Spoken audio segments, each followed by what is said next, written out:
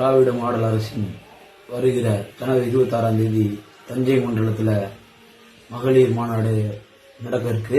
அந்த மகளிர் மாநாட்டுக்கு வர பெண்களை பாருங்க, அப்பதான் யாரு திராவிட பெண்கள்னு உங்களுக்கு தெரியும். கலைஞரும் ஸ்டாலினும் கொஞ்சம் நெஞ்ச நலத்திட்டங்கள் பெண்களுக்கு செய்யல, நிறைய நலத்திட்டங்களை செஞ்சிருக்காங்க. அதை எழுதிக்கிட்டே போக முடியாது. இப்ப ரீசெண்டா செஞ்சது மகளிர்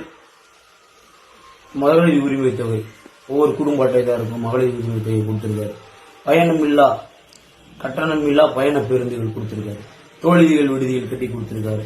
அது போக கலைஞர் பெண் குழந்தைகள் பிறக்கும் போதே பெண் குழந்தைகளுக்கான சொத்தில் சமபங்கு உரிமையை சட்டத்தை கொடுத்திருக்காரு. அதுக்கப்புறம் அரசு வேலையில 30% இடஒதுக்கீடு கொடுத்திருக்காங்க. அதனால திராவிட மாடல் அரசியல பயனடைஞ்சது அதிகமா பெண்கள் தான். அதனால ஒருபோதும் திராவிட மாடல் அரசை பெண்கள் விட்டு கொடுக்கவே மாட்டாங்க. தஞ்சை வடக்கு மாவட்டத்துல நடக்க இருக்க மகளிர் அடியில பாப்பீங்க. திராவிட பெண்கள் யாரு? திராவிட பெண்கள் தான் தியாக பெண்கள், கழகத்துக்காக பணியாற்றக்கூடிய பெண்கள். அவங்க தான் என்னைக்கு கழகத்தை விட்டே கொடுக்க மாட்டாங்க. அவங்களோட ஓட்டு என்னைக்குமே திமுகவுக்காக தான் இருக்கும்.